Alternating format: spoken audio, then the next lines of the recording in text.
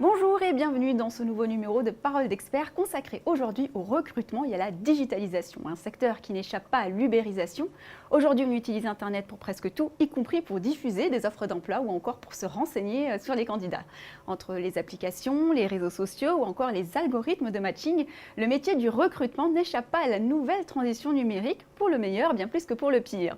Et pour conforter ou non cette théorie, deux experts avec nous sur le plateau. D'abord, Jeanne Valentin, bonjour. Bonjour. Et Rémi Raphaël, bonjour à tous les deux. Bonjour. Alors, est-ce que oui ou non, on a digitalisé le métier du recrutement aujourd'hui? Oui, on est en pleine transformation de la digitalisation du recrutement. Et où en sommes-nous de la digitalisation du processus de recrutement? Alors au niveau des entreprises, toutes les entreprises sont en train de penser à digitaliser leur recrutement. Petite statistique, on s'aperçoit que 90% des entreprises y pensent. Seul un tiers ont commencé un processus et ont conçu quelque chose. Mais que 5%, je dis bien 5%, ont une vision claire de ce qu'elles veulent faire. Donc il y a beaucoup de choses à faire. Alors, finalement, la digitalisation du recrutement, ce n'est pas un phénomène nouveau, ça existe, ça a commencé depuis les années 2000. Est-ce qu'on n'est pas dans une continuité d'un héritage finalement? Tout à fait. En fait, ce qui s'est passé dans les années 2000, c'est quoi? C'est justement, on a eu l'avènement de tout ce qu'on appelle les smartphones. Donc du coup, ça crée une brèche, ça offre à tout le monde la possibilité d'avoir un écran où on peut commencer à faire des choses, à lire, à écrire, à faire plein de choses.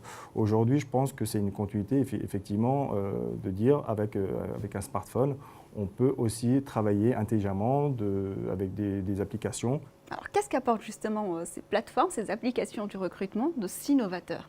Elles apportent une chose qui est claire, à savoir soit une entreprise fait par elle-même, et ça va être très difficile pour elles puisqu'elles ne sont pas spécialistes, ou elles font faire par d'autres. Donc ces plateformes, c'est l'externalisation de la digitalisation des recrutements, donc des ressources humaines.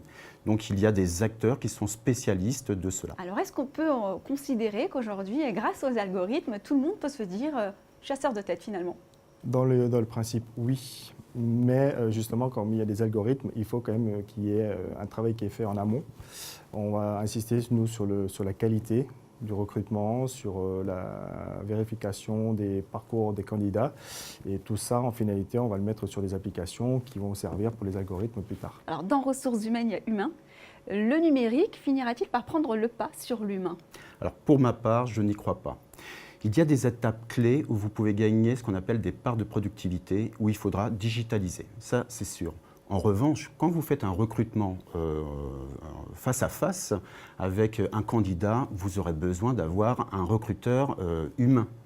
Peut-être que dans 50 ans ou 100 ans, il y aura des robots par rapport à cela. Mais aujourd'hui, quand vous faites un recrutement, il y a un recruteur humain qui va voir les capacités, qui va vérifier les aptitudes et qui fera des prises de référence. Vous êtes le cofondateur d'une application qui s'appelle Job Local.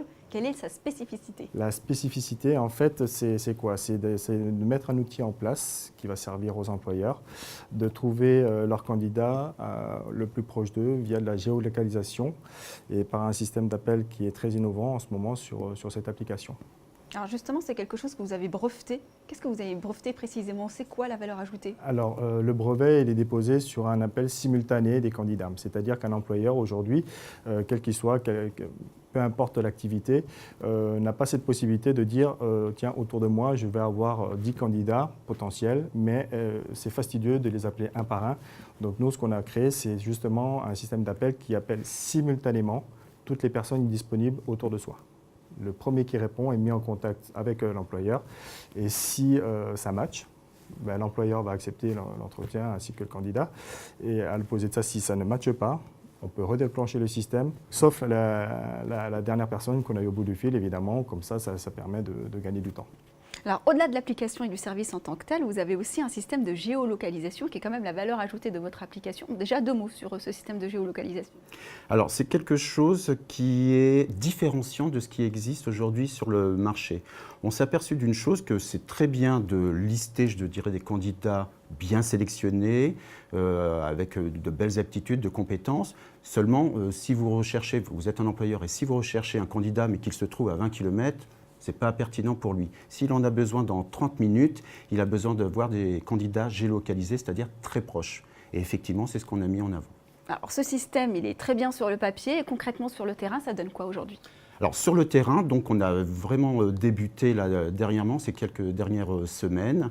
Les premiers utilisateurs sont très satisfaits. Ce qui est très intéressant dans le cadre de notre partenariat avec GERH Expert, c'est que ce dernier a pu mesurer plus de 90% de satisfaction. Alors, il y a d'autres acteurs sur ce marché. Finalement, quel est l'ADN de JobLocal et pourquoi JobLocal plutôt qu'un autre? Eh bien, tout simplement, sur ce marché-là, il y a plusieurs acteurs, mais tous les acteurs, enfin tous les autres acteurs font la même chose, à savoir, ils acceptent un vivier de candidats. Voilà. Et ça va être le marché qui va purifier ces candidats-là. Nous avons voulu faire de la qualité, c'est-à-dire qu'on reprend les clés d'un recrutement, c'est-à-dire qu'on voit chaque candidat. C'est-à-dire que chaque candidat passe un entretien physique, et ça c'est très important, ce qui apporte de la qualité immédiatement pour le professionnel. Vous avez fait le choix de commencer par le secteur de la restauration, j'imagine, et je suppose que ce n'est pas un choix fait au hasard, vous allez me l'expliquer. Effectivement, moi, c'est un métier que j'ai vécu intensément parce que je suis issu de l'hôtellerie-restauration, j'ai pratiqué ce métier pendant 24 ans. Donc je sais du côté des candidats comment on vit cette phase de recherche d'emploi, de dire je cherche du travail mais je ne vais pas me faire 10 km pour déposer des CV. Et à l'opposé de ça, j'étais aussi recruteur, j'ai eu mon affaire. Donc du coup, je sais aujourd'hui vraiment ce qu'est l'offre et la demande. C'est un des turnovers les plus forts de tous les marchés. Le fait de montrer qu'on est efficient et efficace sur ce marché-là nous permettra d'aller sur d'autres marchés. Et quels sont les autres secteurs où vous voulez étendre votre service? Les marchés où il y a, entre guillemets, dit de l'emploi précaire, c'est-à-dire des emplois dont on a besoin de manière immédiate et impulsive, à savoir le BTP, tous les métiers de service, je peux penser à la coiffure, à la pâtisserie, etc. Mais même, on est en train de penser aujourd'hui à d'autres secteurs au niveau du périmètre géographique. Il faut savoir qu'on a été appelé dans le continent nord-américain en ce début d'année. Merci beaucoup pour votre intervention à l'un et l'autre. Merci à vous de nous avoir suivis. À très bientôt pour un prochain numéro de Parole d'Expert.